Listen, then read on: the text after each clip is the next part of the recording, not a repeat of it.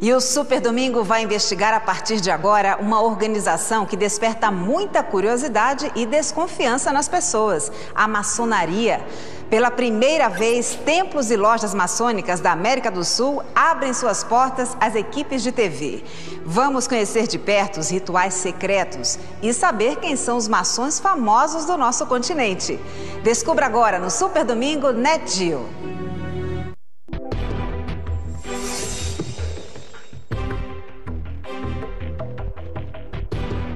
Para alguns, os maçons se reúnem em poderosas, sinistras e até perigosas irmandades secretas e praticam cumprimentos e rituais obscuros. Que assim seja. Para outros, os benefícios da maçonaria podem ser encontrados desde a formação dos estados latino-americanos. O que são? O que fazem? Para que se reúnem? Por que os rituais? Qual é o segredo da maçonaria? Qual é o segredo da maçonaria? Qual é o segredo da Qual é o maçonaria? segredo da maçonaria? Qual é o segredo da maçonaria? Qual é? Isso faz parte do segredo. Qual é o segredo da maçonaria? Quem são os maçons? O que fazem? Para que se reúnem? Por que os rituais? E pela primeira vez na sua história, ela abre suas portas. O que existe? E o que acontece por trás destas portas?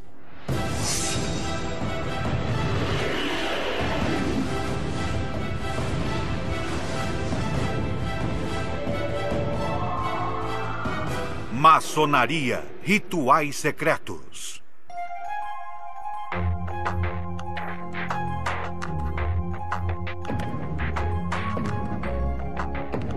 A maçonaria está cercada de lendas, mitos e mistérios.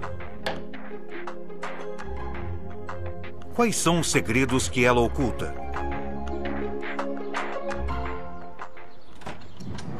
O caminho para quem quiser desvendá-los deverá começar num lugar pequeno, geralmente localizado no subsolo.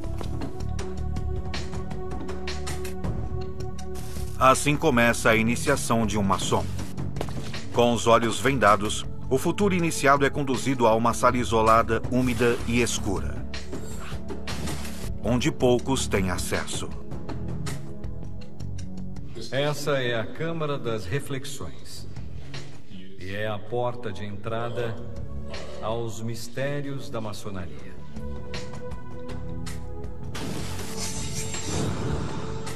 São mistérios que os maçons ocultam dos que eles chamam de profanos e que apenas podem ser revelados se preservarem a sua identidade.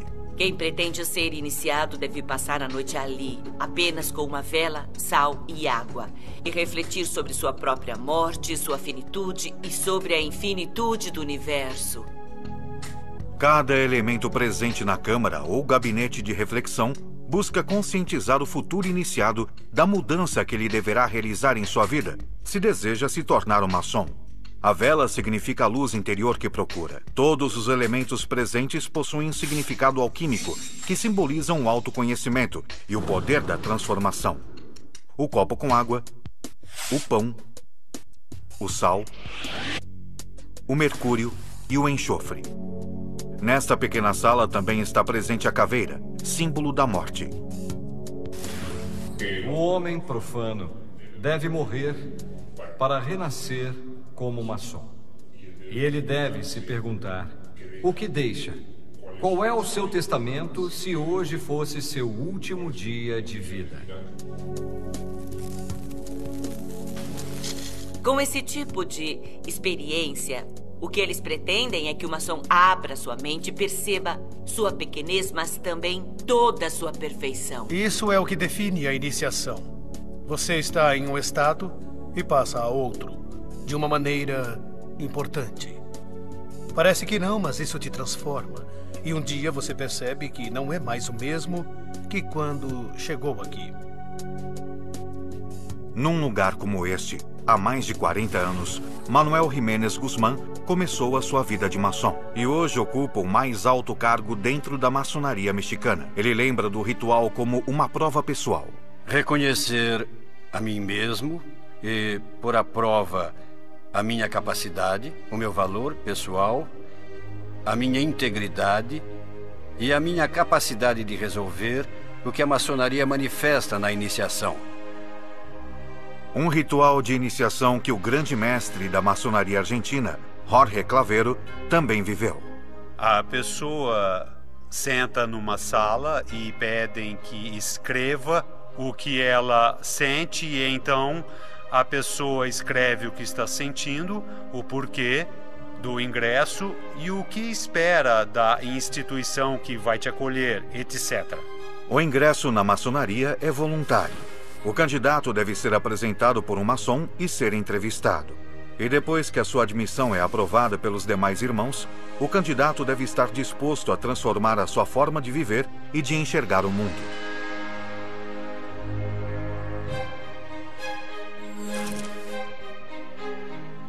O vitriol é um acróstico latino e significa: visite o centro da terra.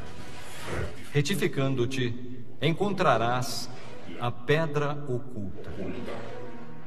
Na câmara de reflexão, o iniciado tem a oportunidade de se arrepender e refletir sobre estas palavras. Se tens medo ou hesitas, abandona este recinto. Se és fraco ou não tens força de vontade, retira-te, ainda há tempo. E se decidir seguir, ele deve se comprometer a guardar um conhecimento secreto, ainda que nas piores condições.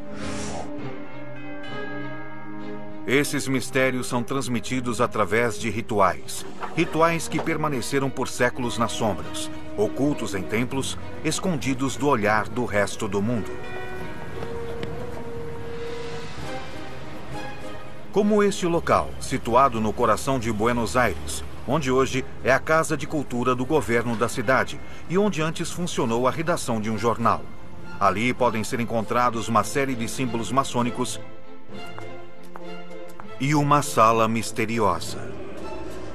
A sala de esgrima, assim era conhecida, ela não está, por exemplo, na planta do edifício. Esse lugar não existe. Não está na planta. Era muito estranho que, depois de jantar, os cavalheiros subissem todos vestidos de preto, com suas espadas para praticar esgrima ali. Andrea Romandetti é especialista em simbologia e foi quem descobriu este lugar. É extremamente inacessível. Você sobe por uma escada caracol. Primeiro, essa escada é um símbolo de ascensão. Eu posso garantir que quando a gente sobe, cansa, e cansa mesmo. Romandetti acredita que o local era um templo maçônico. E para entrar, tem uma portinha bem pequena, onde você tem que se agachar. Bem, aqui estamos na sala de esgrima, que foi um templo maçônico.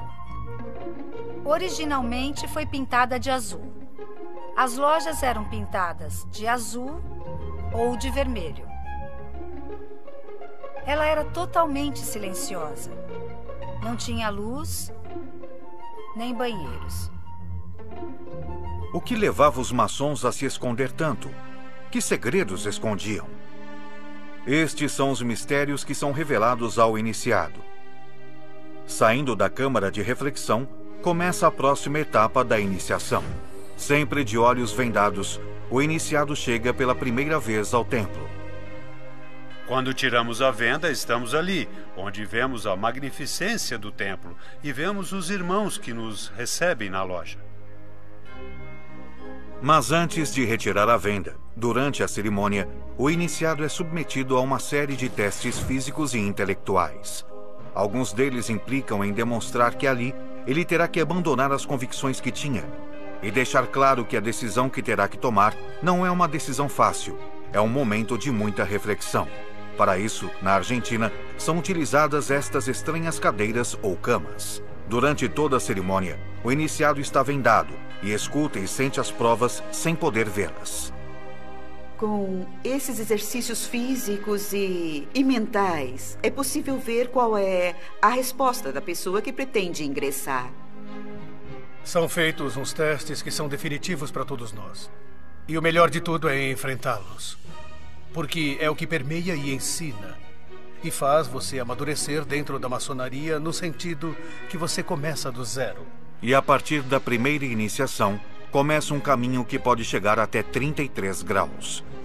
Cada grau possui o que os maçons chamam de mito fundacional, que lhe dá sentido. Cada cerimônia é um ritual de passagem com ensinamentos distintos. Na América Latina, há dezenas de milhares de maçons organizados em distintas lojas e organizadas em distintos rituais ou vertentes. Algumas de origem local, como o rito nacional mexicano, e outras cujas jurisdições podem ser encontradas em organismos maçônicos europeus, principalmente franceses e ingleses. Atualmente, o rito mais praticado é o chamado escocês antigo e aceito. Do ponto de vista administrativo, a grande loja dirige os graus de 1 a 3, denominados simbolismos, são os graus simbólicos.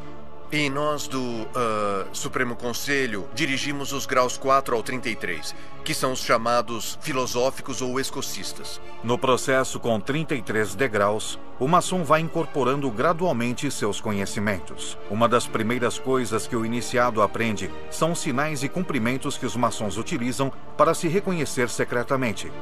O que os maçons chamam de toque ou tocamento, um cumprimento que, de acordo com a posição dos dedos, representa uma hierarquia ou outra.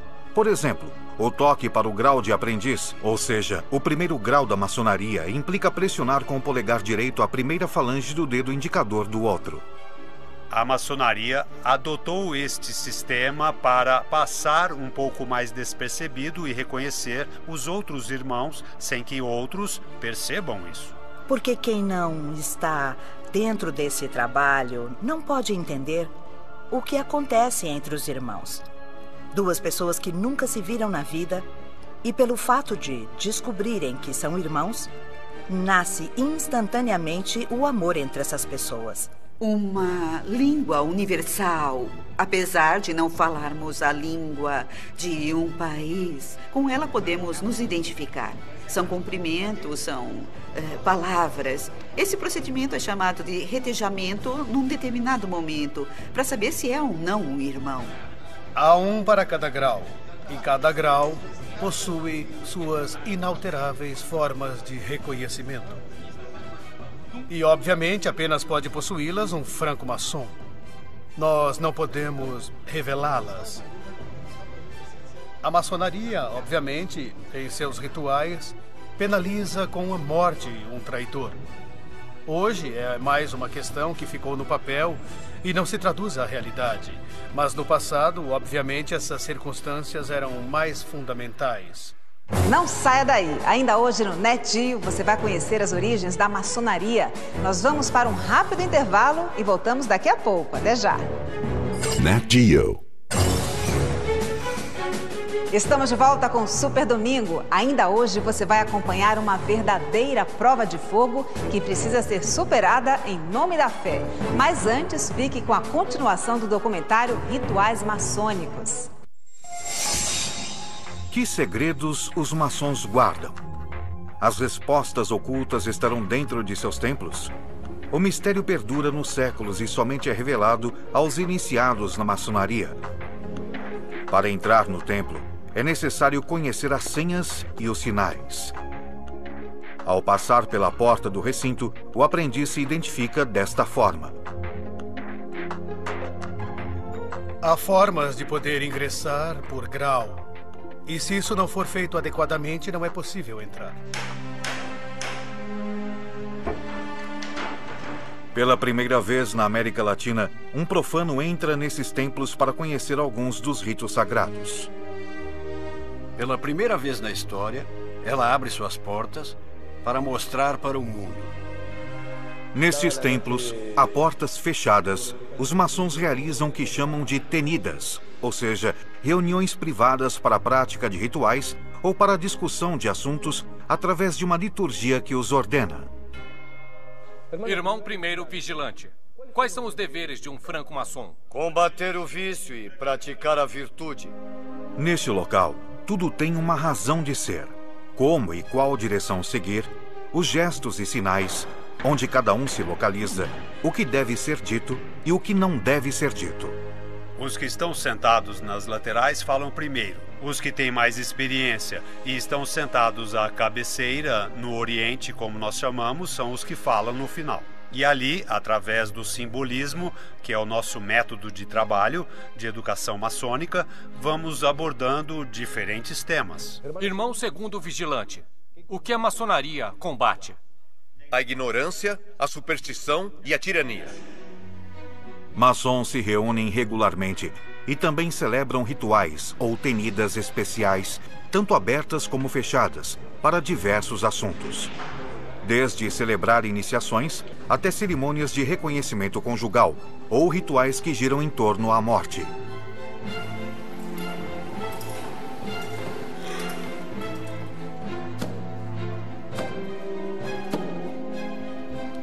Irmãos, venham. Vossos irmãos vos esperam. Estas reuniões fúnebres são em memória dos maçons mortos. E como todos os seus rituais estão carregados de simbolismo, a cerimônia inclui mel, leite e vinho, que são despejados num caixão para simbolizar as 3 etapas da vida. O mel é a pureza e a inocência da infância. O leite, a força e a vitalidade da fase adulta. E o vinho representa os prazeres da vida e a sabedoria da velhice. O número 3 é o número maçom, presente em todo o seu simbolismo. Os irmãos dão 3 voltas em torno do caixão e com o machado um deles bate 3 vezes. Esses 3 golpes misteriosos, de intensidade variável, simbolizam as 3 fases na vida de um homem: o nascimento, a idade adulta e o último suspiro. São rituais que têm perdurado durante séculos e que são praticados no mundo inteiro. A maçonaria chegou ao México no final do século XVIII e hoje conta com dezenas de milhares de membros. O maçom é um homem disciplinado. Aqui falamos somente quando temos que falar. Os maçons procuram dominar a palavra e também suas emoções para tentar se superar, seguindo as regras da sua instituição. Ela quer que todos e cada um dos que pertencem a ela sejam seres pensantes, que raciocinem, que analisem, que tenham a possibilidade de emitir seus próprios julgamentos. Declaramos abertos os trabalhos na reunião branca. Podem sentar. Que habilidades devem adornar um maçom, querida irmã segundo vigilante? Sabedoria, força e união, venerável mestre. A maçonaria se traduz no conhecimento. Isso é a maçonaria. No centro do templo maçônico encontra-se o chamado Ara, onde se encontram 3 velas, a Bíblia e, em cima de tudo, o esquadro e o compasso, símbolo maçônico por excelência, que representa as ferramentas de trabalho dos primeiros maçons. É obrigação do maçom estudar o que vocês estão vendo aqui, o universo e seus símbolos, e a interpretação da cultura, da política, da filosofia, das ciências exatas e da ciência e da tecnologia. Os maçons de cada século deixaram nas cidades seus sinais e símbolos, que apenas são interpretados por aqueles que podem reconhecê-los. No centro da cidade do México, encontra-se o Palácio Nacional, e poucos dos que passam por ali percebem a presença do esquadro e do compasso. No teto do que foi o Congresso mexicano, encontra-se o triângulo com o olho, símbolo que para os maçons representa o grande arquiteto do universo.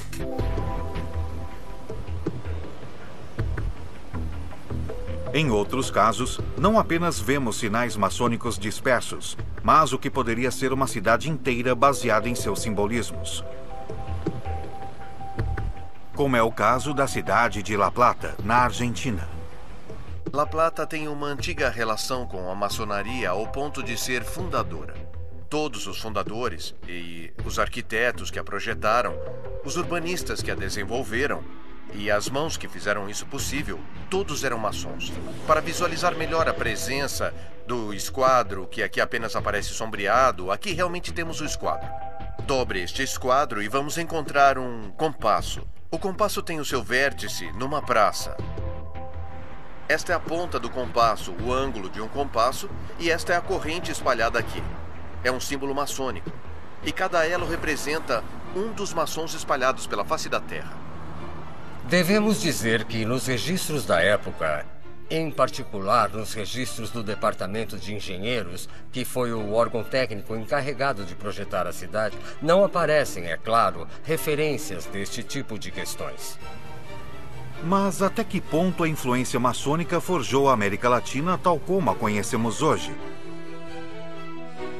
Benito Juárez, um dos mais importantes personagens da história do México, era maçom. A lembrança da sua iniciação maçônica está presente no Palácio Nacional do México. Benito Juárez significa independência e identidade para todos nós. Sem dúvida, ele é o maçom mais distinto que houve no país. E honrar Juárez na vida cotidiana, no comportamento cotidiano e na defesa e salvaguarda da República Laica, da República Soberana e da República. Viva Juárez! Viva! Se todos esses líderes da emancipação americana não tivessem tido o apoio da maçonaria, eles não teriam conseguido lutar contra esse poder totalmente concentrado do absolutismo monárquico. Os grandes homens da história, como San Martín, estavam imbuídos pelos valores de liberdade, igualdade e fraternidade. Tivemos membros como San Martín, Miranda, o próprio Bolívar. Não há registros em instituições maçônicas, mas muitos deles foram membros do que conhecemos como Loja Lautaro, ou Sociedade de Americanos ou Cavalheiros Racionais. Mas esse tipo de organização é o que nós denominamos de sociedades paramaçônicas, que tomam a forma da maçonaria, mas não são maçonaria no sentido de que não estão registradas em nenhuma obediência maçônica existente. O fato é que muitos maçons têm estado vinculados à vida política de seus países, moldando sociedades de acordo às suas ideias. No Uruguai, a maçonaria marcou a vida cultural, política e social. Um país que eu diria que é bastante maçônico, no sentido de como tem permeado as instituições, toda a sociedade e até mesmo as instituições de ensino público do país. O Uruguai é um cara muito maçom, sem querer ser e sem saber disso. Influenciado pela maçonaria, o Estado uruguaio se separou da Igreja no início do século XX, e a educação é a laica desde o século XIX. No pequeno país rioplatense, encontramos até igrejas com símbolos maçônicos. A antessala e as salas dos deputados e senadores do Palácio Legislativo são chamados de Salão dos Passos Perdidos, como as antessalas dos templos maçônicos. A Praça da Matriz da capital possui uma série de símbolos maçônicos na sua fonte central. Tal como ocorreu no Uruguai, a maçonaria também tem permeado as classes políticas de outros países latino-americanos. Muito bem, nós já abordamos os assuntos mais importantes da Loja do Vale do México. A maçonaria mexicana sempre esteve vinculada com a política durante todo o século XIX e boa parte do XX. Os maçons eram membros da classe política e muitos deles decidiram se basear na estrutura maçônica para obter benefícios políticos. Os maçons dominavam o México. Aqui no México não podia haver um político de alto nível que não fosse maçom. Pelo menos as evidências que eles iam deixando nas ruas e lugares era assim. Os maçons escolhiam e tiravam os governantes, que mexiam os pauzinhos secretos do México a seu favor. A Argentina já teve 7 presidentes e 14 vice-presidentes. E também, é claro, ministros, secretários de Estado, deputados, senadores, etc.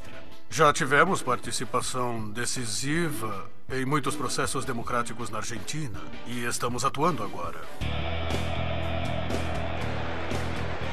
Alguns maçons chegam a afirmar que já tiveram influência no esporte. O pai do futebol na Argentina era o venerável, o presidente da loja Excelsior, chamado Alexander Watson Hutton.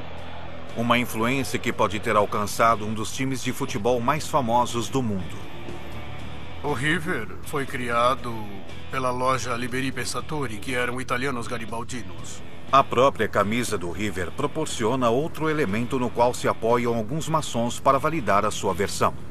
Pedro Martínez, influenciado por suas ideias maçônicas e sabendo que na Escócia os grandes mestres usavam uma faixa, teria sido então quem sugeriu a inclusão dessa faixa na camisa imortalizada ao longo da história do River.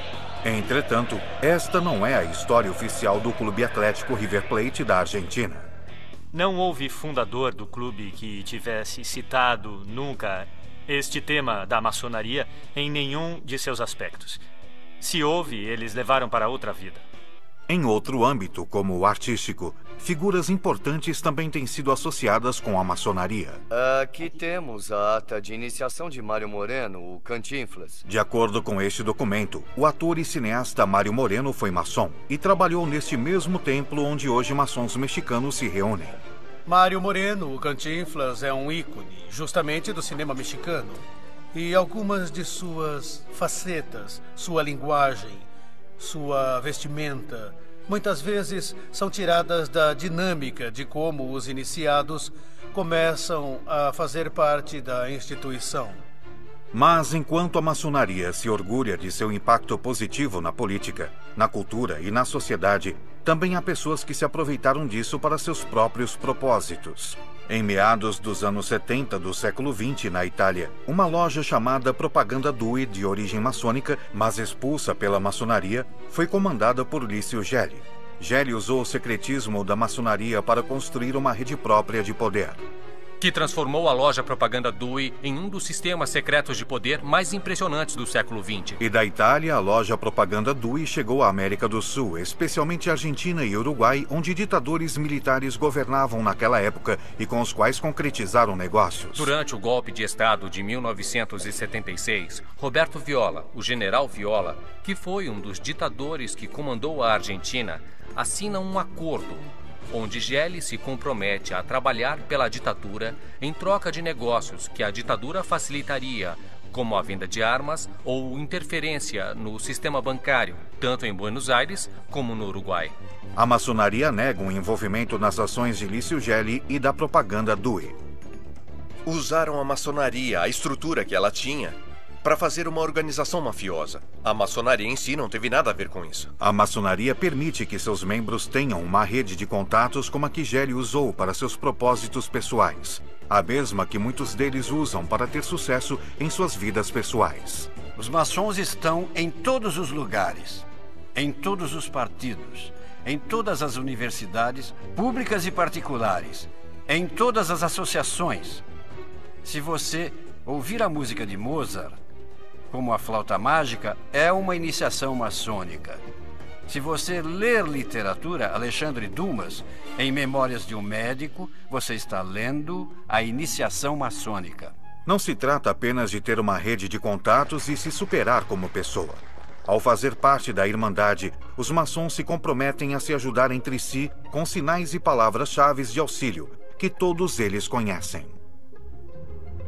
Os próprios meios inalteráveis de reconhecimento também têm palavras de auxílio. E, nesse sentido, o maçom que tiver a possibilidade de ajudar tem a visão de fazê-lo na proporção das suas possibilidades e conhecimento. É, ao mesmo tempo, uma irmandade, na qual seus membros se outorgam apoio, apoiam as suas viúvas, os filhos, e funciona como um intermediário, em muitos casos, entre o Estado e os membros da sociedade. Mas até que ponto pode chegar um maçom contando com a ajuda de seus irmãos? A maioria dos presidentes mexicanos desde a independência, por mais de meio século, têm sido maçons.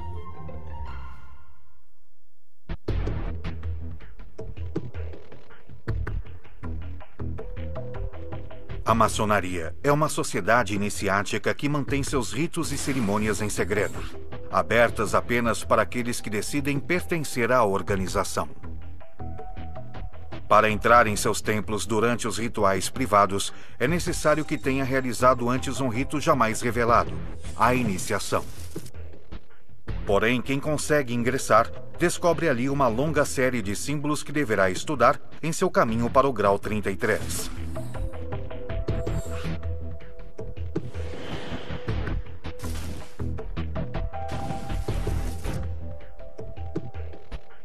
Um símbolo sempre presente nos templos maçônicos é o olho do chamado Grande Arquiteto do Universo.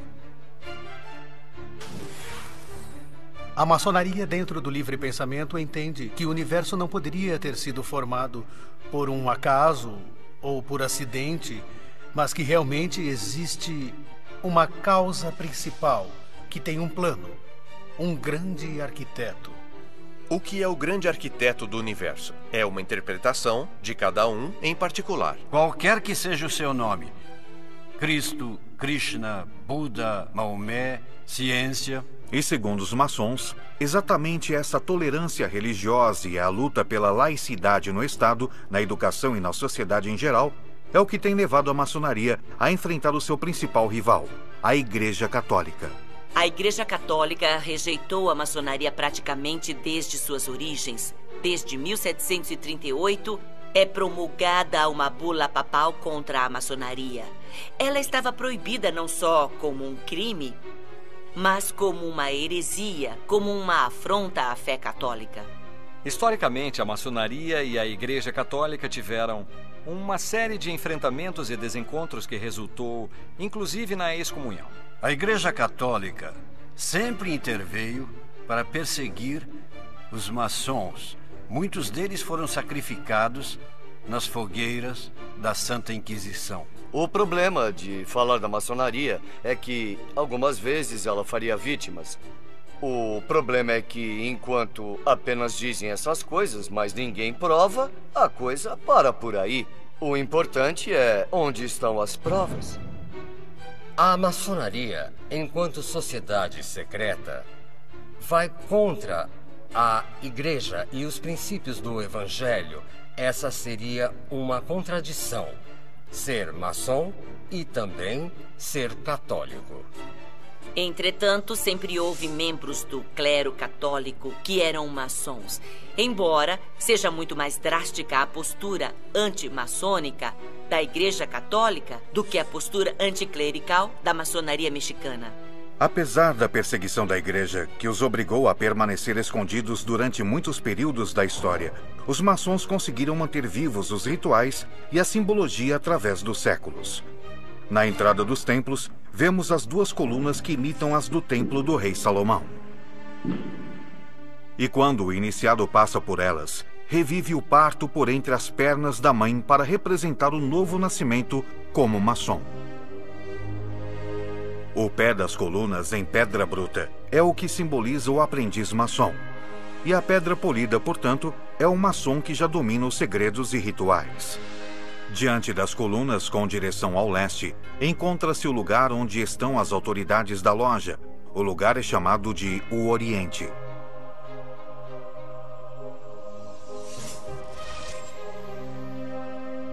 Os símbolos maçônicos salientam a necessidade de que os irmãos permaneçam unidos.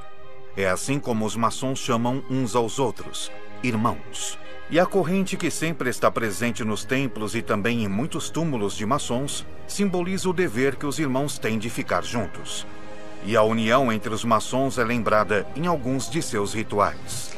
Queridos irmãos, vamos realizar a corrente de união e com isso encerraremos nossos trabalhos.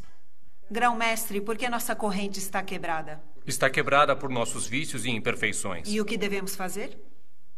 Cavar um poço sem fundo para os vícios e levantar templos à virtude. Então, com esse compromisso e conscientes do que cada um de nós tem expressado, pedimos, irmão mestre de cerimônia, fechar esta corrente e nos conduzir nesta corrente de união. Vamos nos despedir da nossa corrente de união com as palavras sacramentais ditas por 3 vezes 3. Saúde, força e união, um por todos e todos por um. Saúde, força e união! Saúde, força e união! Saúde, força e união! Um por todos, todos por um! Um por todos, todos por um! Um por todos, todos por um! Que assim seja! Outro símbolo presente em todos os templos maçônicos é o tabuleiro, um piso quadriculado em branco e preto, que significa que, para estar unido, é necessário que o maçom conviva com aquele que pensa ou que é diferente. Isso parece uma contradição com o fato de que a maçonaria não aceita formalmente a participação das mulheres nos templos do rito escocês antigo e aceito. A maçonaria é dos homens porque nasceu em 1717 e a mulher apenas se dedicava à casa. Ela não existia, não tinha direitos civis nem políticos. Então foi criada como uma sociedade de homens e com o tempo tornou-se uma tradição. Porém, desde fins do século XIX, as maçonas latino-americanas tentam ser reconhecidas e aceitas como iguais. Se a maçonaria nos diz que temos que ser pessoas livres e de bons costumes, então isso vale também para homens e mulheres. A diferença está principalmente na parte energética, porque a energia feminina é diferente da energia masculina. É mais mística. Por natureza, somos mães. Por natureza, somos educadoras. O que impede o ingresso formal das mulheres é um landmark, ou seja, é uma das regras fundamentais da maçonaria. Existe um landmark, uma lei do rito escocês antigo e aceito, o número 18, que diz categoricamente que as mulheres não devem estar na maçonaria. E essas regras escritas possuem uma peculiaridade. Um dos artigos proíbe que eles sejam modificados. Ninguém pode discutir que existimos. Ninguém pode negar que trabalhamos tão seriamente quanto o masculino. E ninguém pode negar à mulher o direito de poder trabalhar maçonicamente. E assim, as mulheres maçons latino-americanas vão ganhando terreno pouco a pouco. Mulheres de vários países da América do Sul se reúnem pela primeira vez no Grande Templo Masculino de Buenos Aires para festejar o 10º aniversário da Grande Loja Feminina da Argentina. Elas passaram pelos mesmos rituais de iniciação que os homens. Porque a união de todas as mulheres vai tornar isso possível, queridas irmãs. Que a maçonaria transforme o mundo. Saúde. Saúde. Força. Força. E união. E união. Isso mesmo. No México, as líderes das grandes lojas femininas conseguem entrar pela primeira vez no templo dos graus mais altos da maçonaria masculina, o chamado Grande Consistório de Grau 33.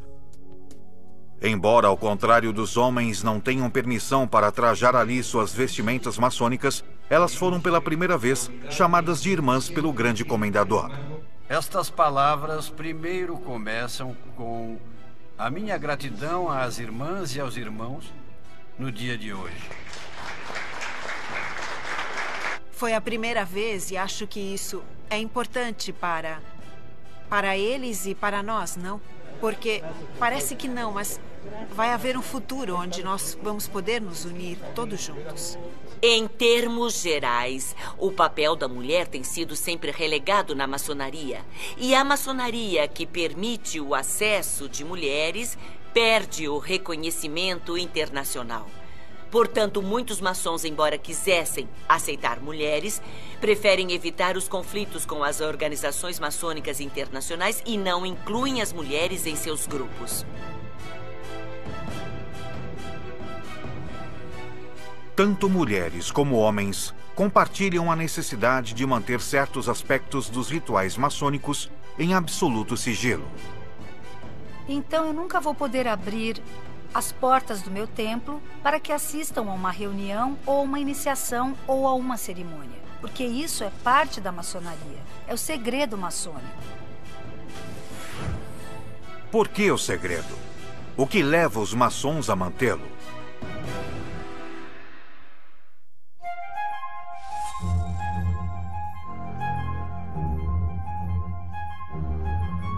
Durante séculos, os maçons têm permanecido ocultos, protegendo uma tradição que conservam desde a Idade Média. Um segredo que transmitem através de experiências de vida, nas iniciações e nas reuniões. Ao expressar nossos juramentos, expressamos também a discrição que devemos guardar para isto. Hoje temos aspectos disciplinares e leis criminais para, obviamente, poder controlar qualquer tipo de exposição de segredos da maçonaria e, obviamente, resultará na expulsão para sempre da ordem. Rituais têm um poder transformador, o que nós tão sagradamente resguardamos dos olhos dos profanos. Esse segredo é inviolável. Segundo os maçons, embora quisessem ou fossem obrigados a fazer isso, seria muito difícil revelar esses segredos. É muito difícil poder contar algo vivencial. É difícil contar a um profano e é difícil contar a um irmão. É quase como se eu pedisse para você relatar o amor que sente pelos seus filhos. O conhecimento adquirido dentro da ordem maçônica é um conhecimento pessoal, vivencial, que deriva da interação com outros membros e da ritualidade, e que apenas vivendo podemos adquirir. O conhecimento nasceu com os maçons originais na Idade Média, mas essa era uma organização diferente da atual. O que era chamado de maçonaria operativa eram as confrarias de construtores, as confrarias de pedreiros, arquitetos, todas as pessoas que se dedicavam à arte da construção. A palavra maçom vem do francês e significa pedreiro ou operário. Eles estavam encarregados de construir palácios, igrejas, castelos e pontes. E para isso, transmitiam os segredos da construção de um maçom para o outro. Durante o século XVII, ela vai se transformando, vai aceitando membros que não fazem parte da arte da construção. E são os filósofos, políticos, médicos, químicos, e começam a utilizar o espaço, a estrutura do que era uma confraria para gerar uma sociedade de pensamento, uma sociedade de ideias. Mas o vínculo com os maçons originais nunca se perdeu. Simbolicamente recebemos as ferramentas. E essas ferramentas são muito parecidas aos instrumentos que os pedreiros utilizam. Com essas ferramentas, nós temos que construir o templo da virtude que a instituição exige. Assim, o segredo da construção dá lugar a um mais complexo. O que supostamente está por trás dessas origens é esse segredo que os maçons possuem, esse conhecimento do universo, da natureza, do ser humano que vai sendo transmitido sozinho, de iniciado para iniciado e que supostamente os maçons preservam. É exatamente este segredo que faz com que a polêmica em torno da maçonaria continue viva. Há segmentos da maçonaria que são obscuros. E convivem com a sua parte mais positiva e que não quer ter nada a ver com essa vertente. Eles foram acusados de muitíssimas coisas, e de conspirações e de toda essa questão. Há muitos mitos e questões de maçons, de sua forma de comunicação, de sua forma de governar, de sua forma de levar a direção do mundo, é o que dizem. Muito além de mitos e teorias da conspiração, é inegável que a maçonaria tem sido um elemento-chave na história das sociedades latino-americanas. E, como tal, tem sido sempre não o motor da história, mas uma ferramenta com a qual a maior parte dos políticos, sobretudo os liberais ou os radicais, tem recorrido para consolidar seus projetos políticos. E os maçons garantem que também tem sido uma ferramenta de desenvolvimento pessoal para cada um deles. O meu caráter, a minha forma de pensar, de agir, não pode ser explicado sem pertencer à maçonaria. Eu tenho orgulho de ser maçom porque eles me ensinaram a trabalhar livremente o meu intelecto e porque eles me ensinaram o caminho certo na vida. Eles me ensinaram a usar a razão na procura da verdade.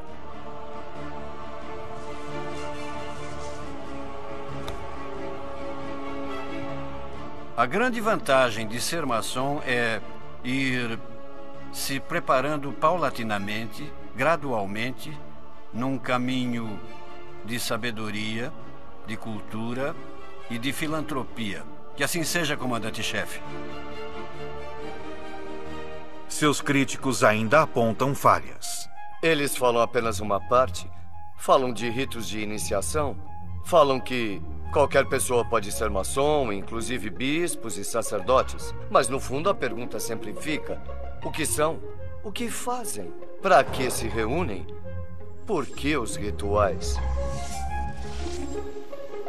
As regras da maçonaria estão contra a transparência de abrir as portas de seus templos para a comunidade. De alguma forma, a maçonaria vai ter que acabar resolvendo essa contradição entre o segredo e a transparência de mostrar para a sociedade que eles são um grupo de pessoas que simplesmente querem um mundo melhor. Um por todos, todos por um. Um por todos, todos por um. Que assim seja. Enquanto a maçonaria mantiver muitos de seus rituais ocultos, impedindo que venham à luz, essas dúvidas certamente continuarão presentes em toda a sociedade.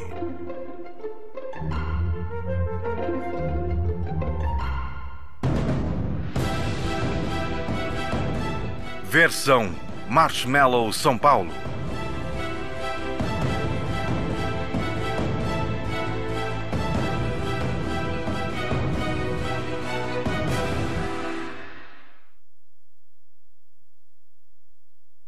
Na sequência